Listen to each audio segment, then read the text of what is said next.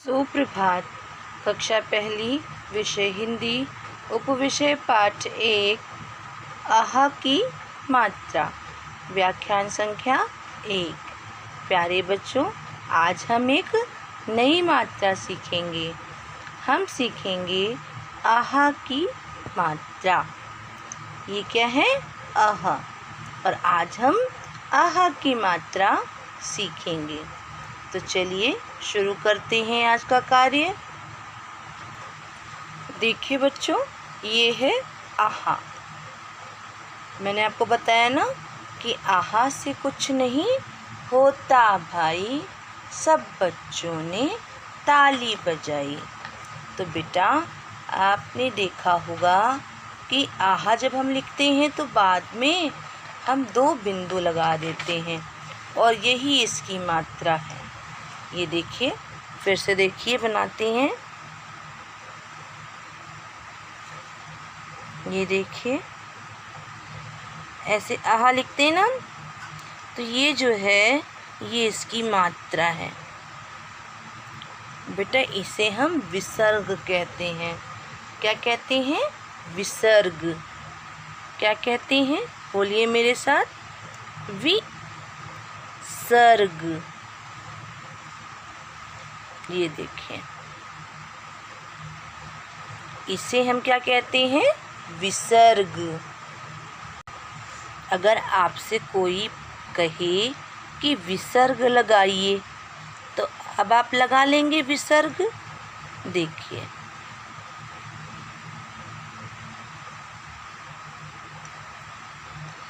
ये जो आहा की मात्रा आप कह रहे हैं, इसे हम विसर्ग कहते हैं।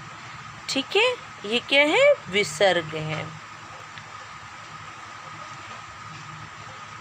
ये चिन्ह है ना?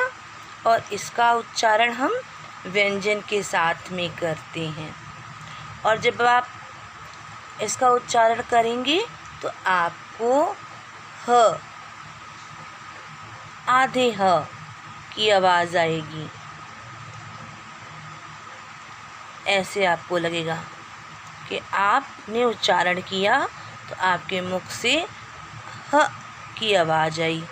बोल के देखिए, अह आई ना? तो इसका मतलब है कि आधे ह की आवाज़ आई। तो चलिए अब फॉर्मेट बनाइए और फॉर्मेट बनाकर आज का कार्य शुरू करिए। देखिए बेटा, सबसे पहले आपको लिखना है दिनांक, और एक लाइन छोड़कर आपको दिनांक डालनी है जिस दिन आप इस कार्य को करेंगे। बीच में डालेंगे पाठ 1 और एक लाइन छोड़कर लिखेंगे आहा की मात्रा। यहाँ आपको दिन डालना है और एक लाइन छोड़कर लिखना है कक्षा कार्य। अब आप बना लेंगे ना 3 लाइन का फॉर्मेट। बेटा, अब आपको खुद बनाना है बिना मम्मी की मदद से, क्योंकि अब आप बड़े हो गए हैं। अच्छा देखिए, ये क्या है? अभी मैंने बताया था आहा। क्या है ये? आहा। और ये रही आहा की मात्रा। इसे हम क्या बोलते हैं? विसर्ग बोलते हैं। क्या बोलते हैं? विसर्ग बोलते हैं। अच्छा, चलिए, जब इसका आप उच्चारण करिएगा तो देखिएगा कि आपको ह की आवाज़ आएगी। और मालूम है, आहा से जितने भी शब्द बनते हैं ना, अधिकतर वो संस्कृत से आए हुए होते हैं। हमारी एक भाषा है संस्कृत। संस्कृत के शब्दों में विसर्ग का प्रयोग ज़रूर होता है। ठीक है बेटा, चलिए अब मैं कुछ शब्द आपको सिखाती हूँ। आप मेरे साथ लिखिए। लिखिए अ,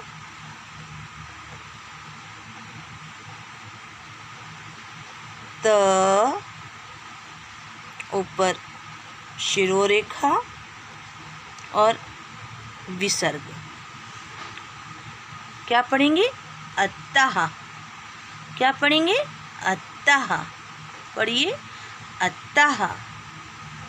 चलिए दूसरा शब्द लिखते हैं न म, ऊपर शिरो रेखा और विसर्ग लगा दीजिए। क्या पढ़ेंगे? नमः। क्या पढ़ेंगे? नमः।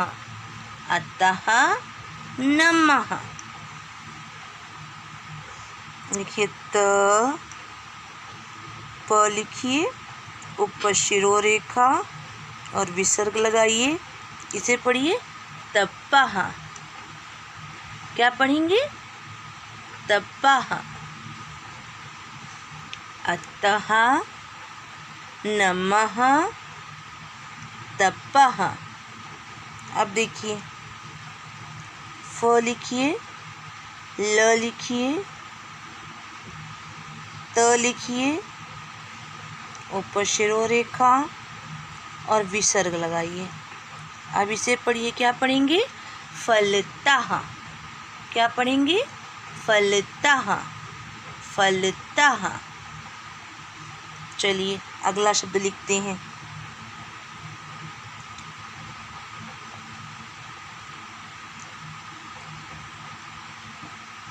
प्रा, ता लिखिए, ऊपर शिरो रेखा और विसर्ग लगा दीजिए। पढ़िए प्रातः। प्रातः। प्रातः। प्रातः। अतः नमः तपः फलतः प्रातः। अगला शब्द लिखते बेटा।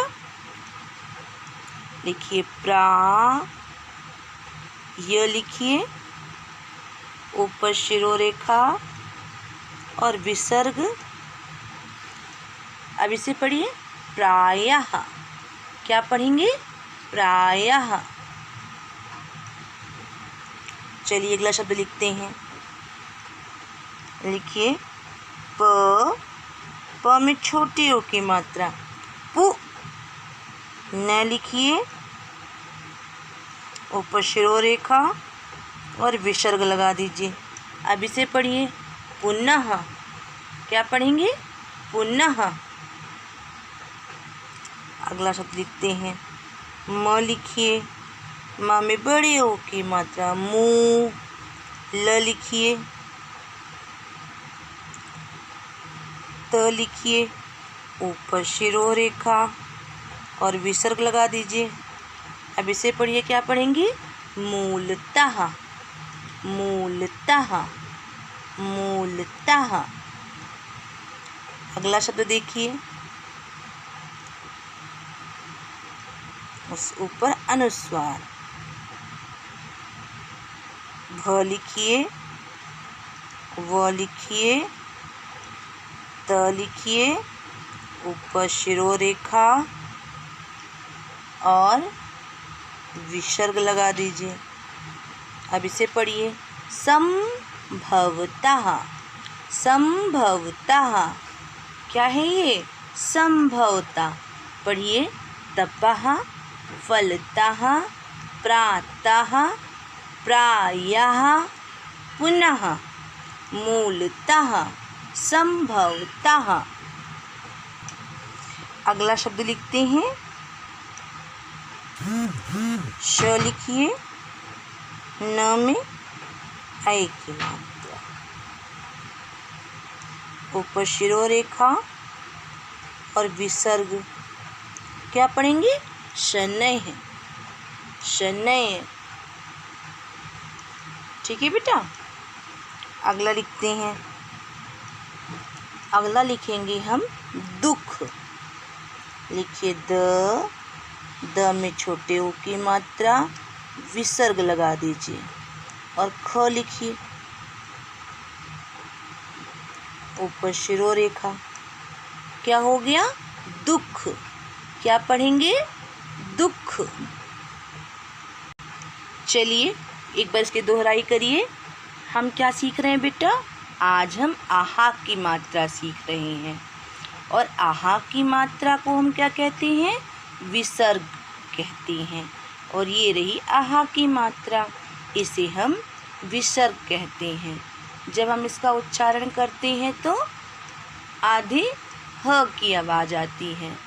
और विसर्ग संस्कृत के शब्दों में लगे हुए हमें दिखाई देते हैं, है ना, कि अधिकतर विसर्ग का प्रयोग संस्कृत के शब्दों में किया जाता है। देखिए हमने फिर कुछ शब्द लिखे। पहला शब्द मैंने लिखा अत्ताह, पढ़िए अत्ताह। दूसरा शब्द नमः, नमः। तीसरा शब्द मैंने लिखा तपः, तपः। अगला शब्द मैंने लिखा फलतः, पढ़िए फलतः। फिर मैंने लिखा प्रातः, पढ़िए प्रातः, प्रातः। अगला पढ़ेंगे प्रायः, प्रायः। पुनः, पुनः। मूलतः, मूलतः। संभवतः, संभवतः। शनैः, दुख, दुख। तो देखा बच्चों, हमने अभी यहाँ जितने भी शब्द लिखे हैं ये सभी शब्द विसर्ग को लगाकर लिखे गए हैं। अभी हमने इन्हें लिखा और इन्हें पढ़ा भी, और मैंने आपको ये भी बताया कि विसर्ग का प्रयोग अधिकतर संस्कृत के शब्दों में किया जाता है। तो यहाँ अभी आप जितने भी शब्द देख रहे हैं बेटा, ये संस्कृत के शब्दों से लिए गए हैं, यानी कि आप इनका प्रयोग संस्कृत में देखेंगे। इनमें से कुछ ऐसे शब्द हैं जिनका आपको अर्थ भी पता है और आप उसका प्रयोग भी करते हैं, लेकिन अभी आपको लिखना नहीं आता था। लेकिन अब तो आप लिख सकती हैं ना, लिख लेंगे अब आप। चलिए बताइए ये क्या है, पढ़िए प्रातः। अच्छा ये पुनः, चलिए इसे पढ़िए संभवतः। क्या है ये, संभवतः। इसे पढ़िए शनैः। क्या है ये, शनैः। इसे पढ़िए दुख। क्या लिखा है ये, दुख। बताइए ये क्या लिखा है, अतः। ये नमः, ये तपः, ये फलतः, ये प्रातः। ये क्या लिखा हुआ है, प्रायः। और ये क्या लिखा है बेटा, पुनः। ये मूलतः। ये क्या लिखा है, संभवतः। ये क्या लिखा हुआ है, शनैः। और ये क्या लिखा है, दुख। बेटा आज मैंने इन शब्दों को आपको कई बार पढ़कर बताया। आप क्या करेंगे, आप भी इसे सुंदर सुंदर लिखेंगे और लिखने के साथ साथ इसे कई बार पढ़ेंगे, क्योंकि जब तक आप इसे खुद नहीं पढ़ेंगे ना, आपको पढ़ना नहीं आएगा। क्योंकि ये संस्कृत के शब्द हैं और आपको इन्हें कई बार अभ्यास करना होगा, ठीक है। तब आप इसे आसानी से पढ़ लेंगे और आपको लिखना और पढ़ना दोनों ही आ जाएगा, ठीक है। अब आज का गृह कार्य। प्यारे बच्चों, आज मैंने गृह कार्य दिया है कि दिए गए शब्दों को देखकर लिखो। यहाँ मैंने शब्द दिए हैं, आपको क्या करना है, सुंदर सा फॉर्मेट बनाकर इन शब्दों को देखकर पढ़कर लिखना है। देखिए पहला शब्द मैंने दिया है अतः, दूसरा नमः, तीसरा तपः, चौथा पुनः, पांचवा प्रातः, छठा प्रायः, सातवां फलतः, आठवां मूलतः। तो बच्चों आपको इस कार्य को सुंदर लेख में अपनी कॉपी में फॉर्मेट बनाकर पढ़ कर लिखना है। आशा है आपको आज का वीडियो पसंद आया होगा। आप हमारे चैनल को सब्सक्राइब कीजिए और वीडियो को लाइक कीजिए। धन्यवाद।